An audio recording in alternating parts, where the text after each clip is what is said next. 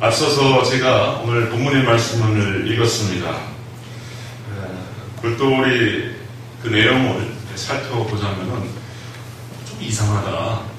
어떻게 하나님의 말씀 가운데 이런 얘기가 있을 수 있을까 하는 생각을 하시는 분들이 있을 겁니다. 어떤 의미에서 보면은 성경이 위대한 까닭이 바로 이런 포인트에 있습니다. 우리는 세상의 통념대로 살면 됩니다. 그냥 세상이 가르치는 대로, 세상의 법도대로, 세상의 조류대로 살면 되는데 좀 이상하다 싶은 것. 바로 이럴 때 우리가 사고를 하게 되고 말씀을 단추하게 되죠. 성경에 보면은 거룩한 동물의 특징은 반추동물입니다. 그냥 뿔꺽뿔꺽 삼키는 게 아니라 뱀처럼 삼키는 게 아니라 말씀을 섭취해서 다시 입으로 올려내서 계속 되새김질을 하는 그러한 염소 또 소, 양들이 거룩한 동물로서 하나님께 바쳐드릴 수가 있는 거예요. 그 까닭은 바로 거기에 있는 겁니다. 하나님의 말씀을 새기면 새길수록 나를 깨친다. 나의 생각을 교정시킨다. 나를 심각하게 고민시킨다. 때로는 통통하게 만들고 때로는 슬프게 만들고 아프게 만든다. 그러면서 우리는 성장하는 것이거든요. 드러나마나 뻔한 얘기라면 성경에 귀 기울일 필요가 없습니다. 그래서 종교적인 진리는 대개 역설이에요. 역설. 처음 들을 때는 이상하다, 이거 논리적으로 문법적으로 틀린 얘기다. 하지만 새기면 새길수록, 되새기면 되새길수록 그 의미가 분명히 드러나고 무릎을 치게 되고 바로 그거다라고 대호각성을 일으키는 것이 이 종교적 진리의 특징이에요. 그래서 처음 들었을 때는 비상식적이었다가 그것으로 인하여서 우리가 깊이 사고하게 되고 숙고하게 되고 우리의 영적인 단계가 도약하게 됩니다. 그래서 하나님에 대한 바른 각성, 바른 교정이 이루어지고 세계를 보는 지혜로운 눈, 해안이 열리게 되는 것이죠. 기독교 영성의 가장 높은 단계에 이르는 경우라면은 하나님께서 섭리하시는 이 세상의 모순과 부조리, 혼돈을 그저 바라볼 수 있게 됩니다. 그럴까? 시원하게 알게 되는 것이 아닐까? 아니에요. 세상 참 혼돈스럽지 않습니까? 지금 얼마나 혼돈스럽습니까? 목회자의 입장에서 보면은 자영업 하신 분들이랑 똑같아요. 아주 고민이 이만저만이 아닙니다. 지금. 전도를 나가서 전도를 할 수 있겠습니까? 우리 성도들에게 전도를 시켜갖고 데려오라고 할 수 있겠어요? 교회 가면 다 코로나19에 걸리는 줄 아는 그런 사회적 분위기가 팽배해 있는데 교회에 끌려가면은 코로나 걸릴 줄 아는 사람들이 많은데 하나님 도대체 이게 뭡니까? 라고 하는 생각을 하게 됩니다. 근데 이런 일들이 비일비재합니다. 하나님께서 세상을 섭리하신다는데 어떻게 이렇게 부조리하고 혼란스럽고 이렇게 엉망이 될 수가 있는가라고 하는 생각이 듭니다. 드는 것이 당연하지요. 그러나 아주 높은 영성의 단계에 오르면은요, 그 혼란과 그 혼돈스러움을 그냥 판단 없이 그냥 바라봐 줄 수 있는 단계로 갑니다. 그게 기독교 영성가들의 다 같은 고백이고 성경이 말하는 법, 성경이 가르치는 아주 지고한 그 핵심도 바로 거기에 있어요. 인생의 다양한 고통과 번민에서 자유로워지는 하나의 방법은 그저 세상의 모순과 부조리를 그러려니 하고 받아들여 주는 겁니다. 본시 허무하고 부조리하다는 것을 각성하는 것입니다. 이거 별거 아닌 것처럼 보이지만 대단히 중요합니다. 자꾸 그것을 분석하고 알려고 하고 따지고 들 때는 우리 마음 가운데 번민과 고민과 불만이 극에 달합니다. 극에 달아요. 하지만 원래 이런 거야. 왜요? 아직까지 하나님의 세상의 결말, 하나님께서 쓰시는 이 세계의 드라마는 끝나지 않았습니다. 그리고 두 번째로 우리의 인지력, 우리의 지식과 지혜가 아주 발약한다라고 하는 사실이 있습니다. 발약하다라는 사실.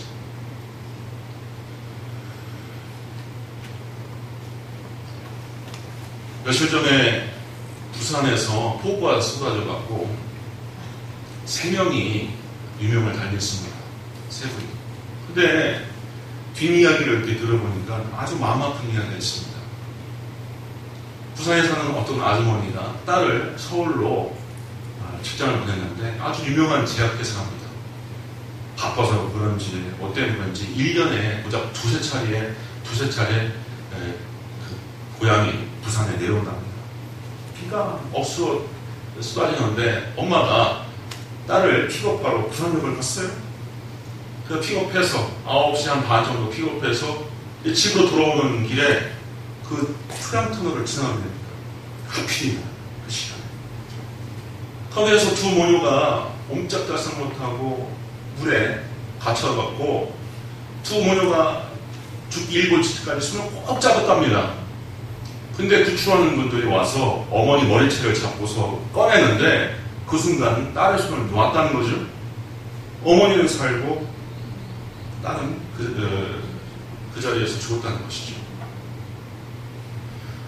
아니 1년 52주 가운데 딱 두 번 오는 날에 그것도 하필이면은 그 시간에 와서 하필이면은 그 앞서 통과한 사람도 있고 뒤따라온 사람도 있는데 그 시간 하필이면 초약터널을 통과할 때 뭡니까? 그 이야기를 어젯밤 밥을 먹으면서 저희 집사람이 얘기해 주는데 제가 그랬어요. 인명은 제천이지. 인명은 제천이지. 하나님께서 인간의 생사화복을 주관하는 일이지 그거 어떡하겠냐. 그게 그 사람이 와서 그 사람이 가는 방식이겠지 하고서 제가 말았어요. 사실 하나님은 공정함과 질서와 아름다움으로 이 세계를 이끌고자 하시는데 우리가 바라보는 세계는 그렇지 않아 보입니다. 근데 이건 다 지나봐야 합니다. 다 지나봐야 합니다. 고린도전서 13장에 기록된 것처럼 그날에 가서 우리가 하나님 나라에 가서 종말에 와서 얼굴과 얼굴을 대면하여 보는 것처럼 그때서야 뚜렷이 알고 보게 된다고 했습니다. 지금 우리의 인지력으로는 또 자연과학적인 법칙으로는 이 하나님께서 지으신 이 물질세계도 잘 모릅니다. 하나님께서 지으신 이 물리적 세계, 이것을 기술하는 방법은 보통 수학이라고 하는 언어를 통하여서 그 하나님께서 만드신 이 물리세계, 물질세계를 이렇게 기술하게 되는데 더하기 빼기만 가지고서도 하나님께서 만드신 이 세계를 바르게 설명하고 해명해낼 수가 없어요. 더하기와 빼기를 확장시킨 곱셈과 나눗셈 가지고서도 안 돼요. 곱셈, 나눗셈을 확장시킨 적분과 미분으로 가지고서도 해명이 안 됩니다. 3차 방정식, 4차 방정식을 동원해도 몰라요. 이 물질적인 우주도 아주 초보적인 단계에 있습니다. 많은 물리학자가 밝혀져야 할 지식 가운데 불과 1% 내밖에 해명해낸 게 없다고 얘기를 합니다. 그런데 하나님이 선물하시는 이 우주, 우리의 삶, 이건 모릅니다. 모르는 게 당연한 겁니다. 다만 우리가 하나님 앞에서 고백할 수 있는 몫을 잘 모르겠습니다. 나는 침묵합니다. 그리고 나는 하나님의 신비를 알려고 하기보다는 하나님의 신비를 경배합니다. 그리고 나는 알지 못하기 때문에 믿습니다. 라고 이야기할 수밖에 없는 것입니다. 그래도 우리는 선하고 정의로우시다 이야기되는 하나님께서 왜 세상을 이런 식으로 운행하시는가 의구심이 들 때가 많이 있습니다. 수학의 미분식을 발견한 독일의 수학자이면서 철학자인 라이프니츠는 이 세계를 두고서 이렇게 고백을 했습니다. 하나님은 이 세계를 가능한 한 최선의 형태로 창조하셨다. 우리가 보기에는 좀 엉망처럼 보이지만 이게 최선의 형태라는 거죠. 최선의 형태. 이런 비유가 적절할 수 있는지 모르겠지만 한번 가정을 해봅시다. 아버지가 있는데 자식 딱 하나만 키워요. 그럼 그 자식의 입장에서는 아버지가 참 자애롭고 다정다감하고 섬세한 분임을 알게 됩니다. 근데 자식이 셋, 그럼 좀 더 덜 그래요. 근데 자식이 5이요? 저희 사촌처럼 13명입니다. 그럼 아버지가 상당히 멀게 느낍니다. 그 아버지는 동일한 아버지인데 상당히 멀게 느껴질 수밖에 없어요. 조선시대처럼 아버지가 여러 처첩을 둬갖고 뭐 자식이 한 타스다, 뭐 2타스다 이래버리면 그 아버지로부터 받는 사랑과 은혜라고 하는 것은 상당히 차갑고 냉정하고 멀게 느껴질 수밖에 없습니다. 근데 만유의 근원이시고 모든 것을 통치하시고 모든 것을 다 주관하시는 하나님 입장에서는 어떤 측면에서는 그런 거예요. 모든 것을 공정하고 모든 것을 다 다스려야 되기 때문에 어떤 면에서 보면 하나님은 냉정하게 볼 수가 밖에 없습니다. 그래서 하나님께서, 우리 예수님께서 성령을 보내주시는 거예요. 성령을. 가장 가까이 우리에게 함께하며 곁에서 돕는 분으로서 성령을 보내주신 겁니다.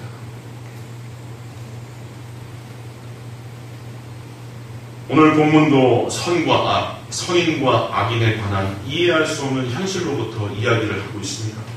15절에 보니 내 허무한 날을 사는 동안 내가 그 모든 일을 살펴보았더니 자기의 의로움에도 불구하고 멸망하는 의인이 있고 자기의 악행에도 불구하고 장수하는 악인이 있으니 했습니다.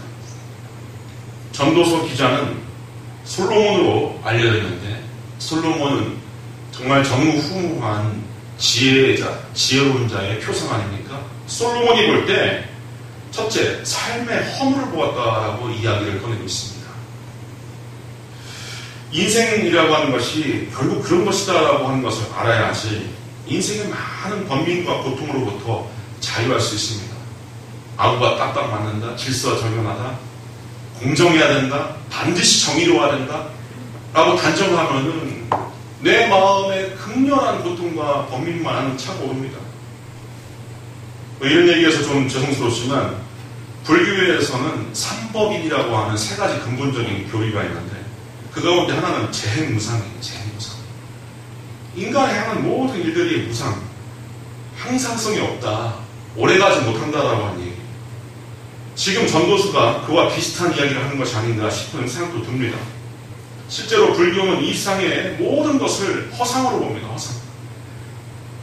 그러나 성경은 허상은 아니고 실상이다. 실상이지만 그것이 영원하지는 않다. 우리의 삶은 영원하지 않다. 이 세상에도 반드시 시작이 있듯 끝이 있다라고 하는 것을 가르쳐 줍니다.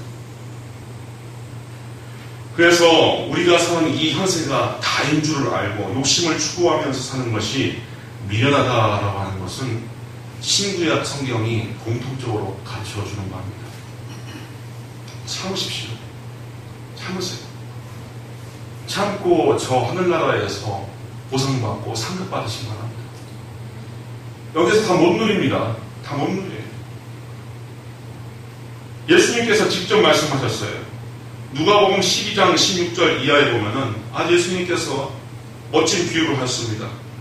한 부자가 그 밭에 소출이 풍성함에 심중에 생각하여 이르되 내가 꼭 식사둘 곳이 없으니 어찌할까 하고 또 이르되 내가 이렇게 하리라 내 곡간을 헐고 더 크게 짓고 내 모든 곡식과 물건을 거기에 쌓아두리라 또 내가 내 영혼에게 이르되 영혼아 여러 해 쓸 물건을 많이 쌓아두었으니 평안히 쉬고 먹고 마시고 즐거워하자 하리라 하되 하나님은 이르시되 어리석은 자여 오늘 밤에 내 영혼을 도로 찾으리니 그러면 내 준비한 것이 누구의 것이 되겠느냐 하셨으니 자기를 위하여 재물을 쌓아두고 하나님께 대하여 부유하지 못한 자가 이와 같으니라 하셨습니다. 많은 어르신들에게서 참 죄송스러운 말씀이지만 제 친구들이나 지인들이 돌연사를 가끔 합니다. 군대에서 가장 친하게 됐던 친구, 충남 논산 출신이라 더 동양이라 친하게 지낸 친구가 있어요. 키가 188이라 헌병대로 끌려갈 뻔하다가 어떻게 잘해서 저희 같은 자대에 배치받아놓고 입대하는 날도 또 제대한 날도 똑같은 형제 같은 친한 친구인데 서울에서 금융업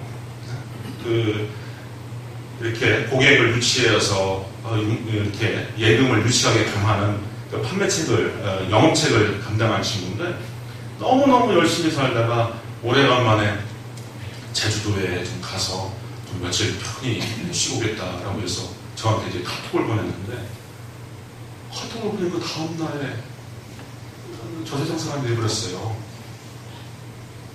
자기는 이제 좀 직급도 올라왔겠다. 이제 좀 아이랑 좀 집사람이랑 좀 편히 한번 쉬어보겠다라고 했는데 어떻게 그렇게 저한테 자랑하고 벽공 입어서 이제 난 제주도 간다 해놓고서 다음날 아침에 보니까 그 와이프 되신 분이 저한테 애 아빠가 딴 사람 됐다고 카톡이 왔어요.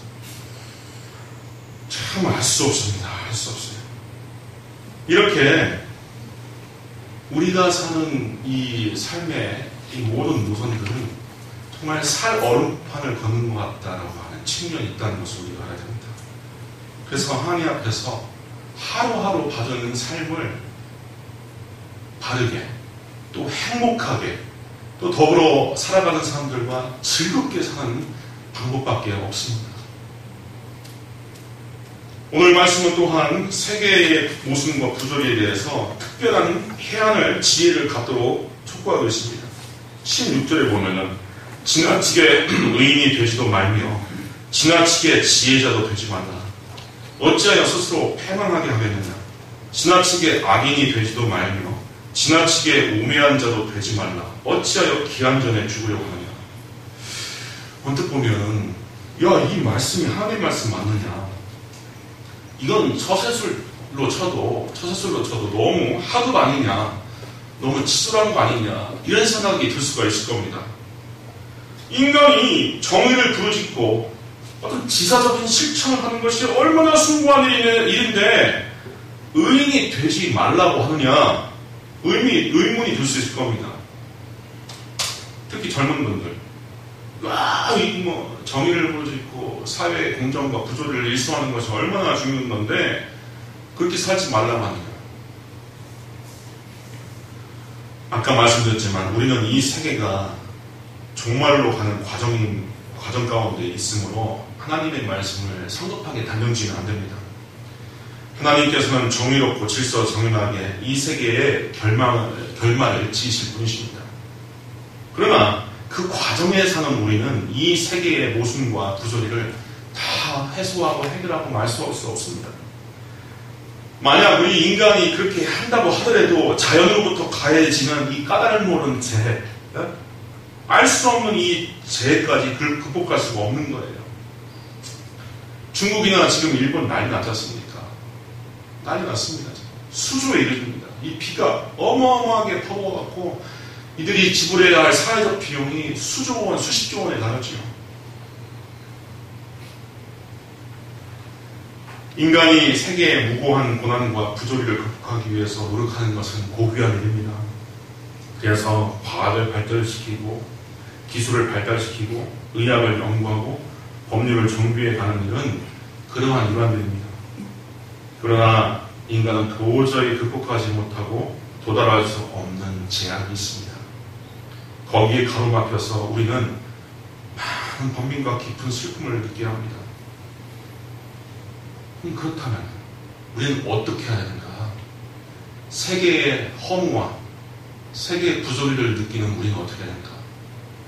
하나님을 원망하고 하늘을 두고 원망하지 말고 첫 번째 우리가 해야 할 것은 우리 스스로가 책임지고 우리 스스로가 극복하는 길이에요. 이게 제 얘기가 아니라 예수님께서 뭐라고 말씀하셨냐면 마가복음 14장 7절에 보면은 가난한 자들은 항상 너희와 함께 있다고 했습니다.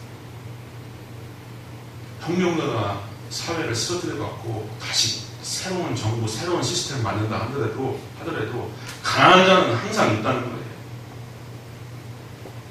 세계의 고통과 부조리는 끝까지 간다는 겁니다. 끝까지 간다. 그래서 예수님께서 우리가 어떤 결핍을 느낀다면, 뭔가 문제를 느낀다면 1차적으로 너희가 해결하라. 너희가 해결하라. 특히 예수 믿고 하나님의 자녀가 된 너희가 책임을 지고 그것을 한번 해봐라 라고 당부하시는 겁니다.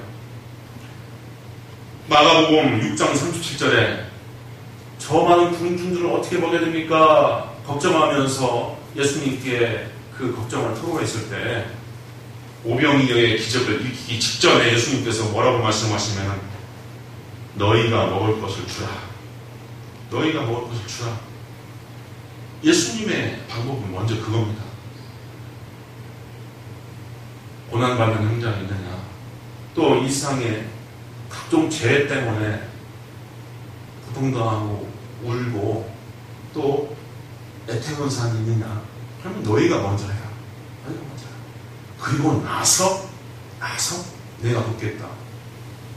하나님은 그런 방식이에요.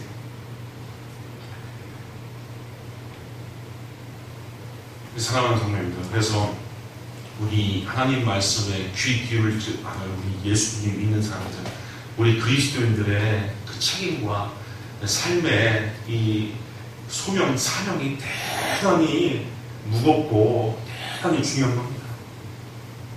우리 성도님들이 정말 하나님을 아는 만큼, 믿음이 깊어진 만큼 예수님의 마음과 예수님의 이 교훈에 따라서 사랑을 실천하실 수 있기를 바랍니다.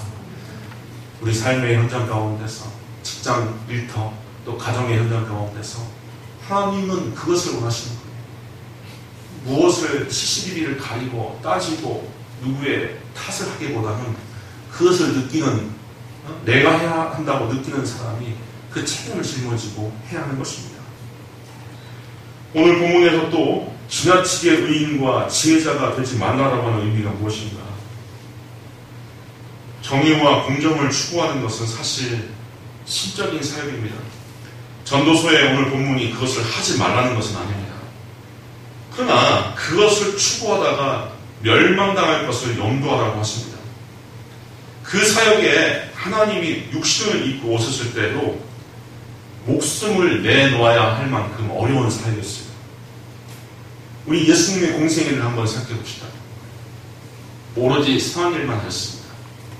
그리고 강한 자에게는 강하게, 약한 자에게는 약하게, 우는 자에게는 그 눈물을 닦아주시고 아픈 자는 그것을 치료해 주시고, 또 헤롯과 빌라도의 권세, 또 로마 황제에 대한 권세에 대해서는 예수님께서는 닭을 세워서 날카롭게 대립하셨습니다. 결국 십자가라고 하는 정치적 형벌, 정치형을 당하셔서 그 율법형을 당하는, 돌에 맞아 죽는 율법형을 당하지 않고 정치형을 당했다라고 하는 것은 예수님의 그 삶의 포지션이 얼마나 정치적이었다라고 하는 것을 우리가 알 수 있게 되는데, 그래서 결국 예수님도 정의롭게 또 선하게 사셨음에도 불구하고 자기가 불러온 것은 십자가에서 처절히 죽는 처참한 형벌이었습니다.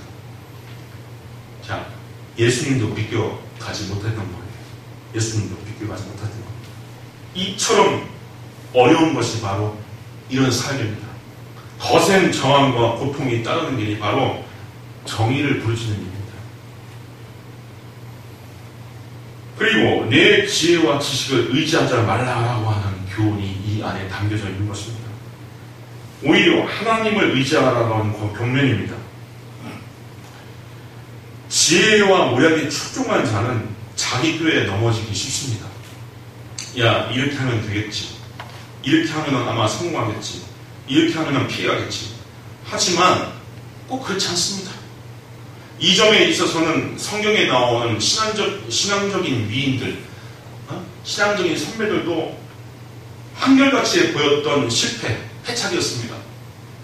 아브라함도 하나님께서 분명히 내 안에 사랑을 통하여서 내 후손을 잇고 땅의 모래처럼 하늘의 별처럼 많은 민족을 이루라 약속하였는데 자기의 꾀를 부렸어요.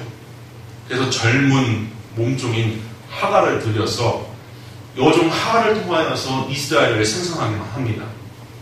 결국 그것 때문에 그 자기의 씨가 두 민족으로 갈라져갖고 지금까지 이 세계사에 아주 험한 역사를 만들어 오지 않습니까?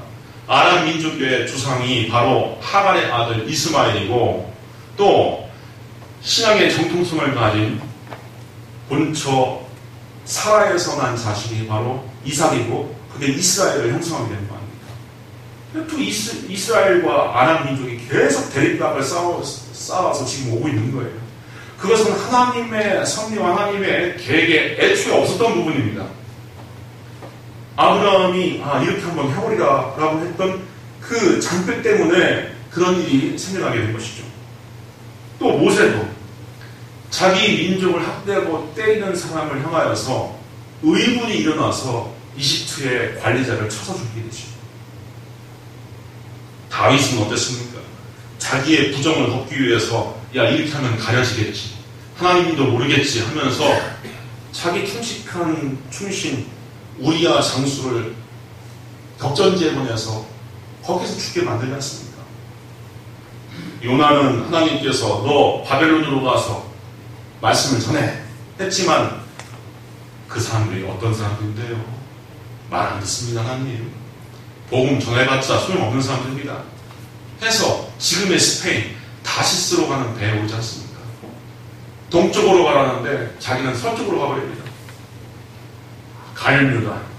신학자들은 그렇게 판단합니다. 갈뮤다가 왜 예수님을 관원에 넘겼는가, 재판정에 넘겼는가? 이 사람은 꾀가 참 지혜로운 사람입니다. 자꾸 예수님에게 혐의가 붙고 자꾸 사람들이 시비거리를 던지니까 깔끔하게 빌라도의 법정에서 시비를 정리해서 딱 털어버리려고 하는 거예요.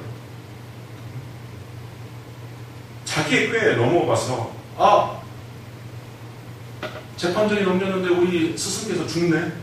양심의 가책에 몸서리 치면서 자기가 스스로 목을 매달렸습니다. 이 많은 사람들이, 이 성경에 보면 많은 사람들이 이렇게 하면 되겠지라고 하는 자기의 생각과 지식을 의지해서 스스로의 험한 꼴을 불러옵니다. 그래서 우리는 하나님의 인도를 위해서 기도해야 할 필요가 있는 겁니다. 나는 모릅니다. 하나님, 난 잘 모르겠습니다. 난 지혜가 없고 무능하고 부족합니다.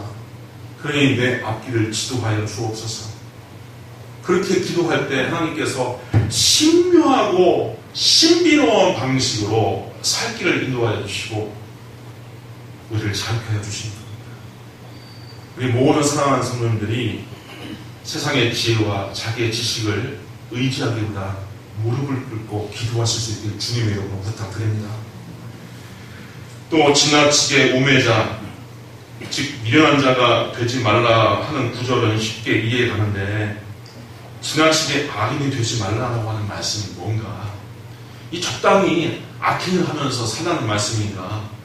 악을 미워하시는 하나님께서 어떻게 그런 식의 말씀을 성경에 남겨둘 수가 있는가? 이런 생각을 할 수가 있습니다. 불의와 행악을 방조하시는 것인가? 이게 하나님께서 하실 수 있는 말씀인가 싶을 겁니다. 그러나 이 말씀은 매우 중요한 기독교적인 인간학을 전제하고 있는 겁니다. 하나님 앞에서는 의인이 없고 선인이 없다라고 하는 말씀이에요.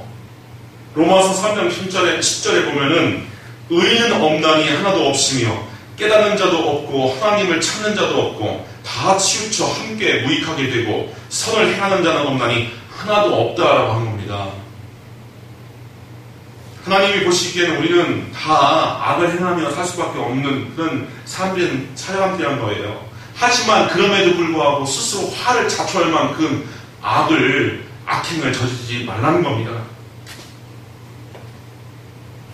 사실 인간의 본의적으로 인간 스스로 정의를 추구하는 일은 독단과 알력과 이 쟁투를 불러일으킵니다. 그리고 빈번하게 자기 자신에게 화를 불러옵니다. 중국 철학의 고전인 장자를 보면 오늘 말씀과 매우 유사한 구절이 있습니다. 장자의 양생주편을 보면 너는 선을 행함에 있어 명예가 나지 않게 하고 악을 행함에 있어 형벌에 처하지 않도록 하라.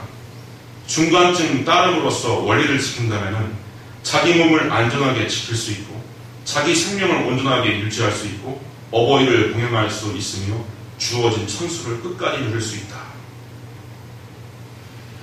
그러니까 나는 옳고 너는 틀리다. 내가 정의의 화신이다. 이런 처신으로 살지 말라는 겁니다. 하나님께서 이루신 이 세상의 질서를 보면은 상반상성 혹은 대립전화라고 하는 그 법칙이 있어요. 이게 동양 고전을 읽어보면 잘 나타나 있는데 이 상반상성, 상반상성이라고 하는 말이 뭐냐면은 서로 반대되는 것이 서로를 이룬다고 하는 뜻이에요. 가령 이 세상에 빛만 있으면 빛이 비칠 수가 없는 겁니다. 어둠이 있어야지 빛이 빛될 수가 있는 거예요. 또 생명은 죽음이 있어야지 생명이 됩니다. 행복이라고 하는 것은 불행이 있어야지 행복이라고 하는 것이 도드라질 수가 있는 겁니다. 고요가 없으면은 이 소리가 없습니다. 이 세상에 대한 소리뿐만 있으면 이게 소리인지 뭔지 몰라요. 그래서 서로 반대되는 것이 함께 서로를 이루고 있다라고 하는 원리예요. 또 대립전화라고 하는 이치가 있는데 이 대립되는 것이 그 자리를 서로 바꿉니다. 화가 가득하면 복이 되고 또 복이 그 한계에 다르면 화가 됩니다. 여름이 가득해지면 겨울로 갑니다. 그렇죠? 얼마 전에 하지를 지냈는데 하지가 사실 동지의 시작이에요. 동지의 시작. 또 불황이 허해가면 불황이 가득해지면 호황으로 넘어갑니다. 그래서 호경기가 가득해지면 불경기로 가고 불경기가 가득해지면 호경기로 가요. 그래서 이러한 이치를 아는 사람들은 편을 가르고 한쪽을 때려잡고 학살하고 소멸시키는 짓을 하지 않습니다. 이 소비에트식 공산주의를 보면은 자본과 지주, 공장주 등 유상계급을 다 제거를 했지만 그 권좌에 결국 붉은 귀족들이 앉아가고 또 호령을 하게 됩니다. 한쪽이 한쪽을 다 없앤다고 해서 없애지는 것이 아니라 반드시 또 발생하고 차오르게 되는 겁니다. 그래서 성경은 인간의 죄성과 유약함을 일관되게 주장합니다. 너희들은 죄인뿐이다. 그러니 너희들이 도모하는 일들, 거창하고 명분 좋은 일들을 조심하거라. 네 스스로 의로움과 지혜로움에 몰두하다가는 너와 세상은 더더욱 힘들어질 수도 있다. 오늘 말씀은 복음적인 측면에서 이런 것들입니다. 우리 사랑하는 성도님들, 우리는 무능하고 연약하고 죄 많은 인생이지만 예수 그리스도께서 나를 위하여 흘려주신 피값으로 인하여 내가 당해야 할 저주와 형벌의 자리에서 예수께서 치러주신 그 대속의 은혜 때문에 하나님 앞에 예배할 수 있는 자로서 서 있는 자입니다. 그저 우리에게는 사랑의 빛, 용서의 빛, 또 수용의 빛밖에 남겨져 있지 않습니다. 우리 사랑하는 모든 성도님들이 하나님 앞에서 서로 용서하고 용납하면서 서로 아끼고 사랑하면서 하나님의 영광을 드러내줄 수 있기를 주님의 이름으로 축원드립니다. 기도하겠습니다. 은혜로우신 아버지 하나님, 아버지 하나님, 오늘 귀한 말씀을 통하여서 우리가 이 세상을 어떻게 바라봐야 될지, 어떻게 우리가 알아야 될지 우리가 말씀을 통하여 깨우쳐 봅니다. 아버지 하나님, 우리는 무능합니다. 지혜가 부족합니다. 너희 중에 지혜가 부족하거든 꾸짖지 아니하고 후히 주시는 하나님께 구하라. 그리하면 주시리라 하였사오니 이 어렵고 거친 세상을 살아가는 가운데 주님의 인도와 주님의 지혜 의지하고 우리가 승리해 나갈 수 있도록 하여 주시옵소서. 모든 성도들 가운데 성령으로 함께하며 충만함을 허락하여 주시옵소서. 예수님의 이름으로 기도하옵나이다. 아멘.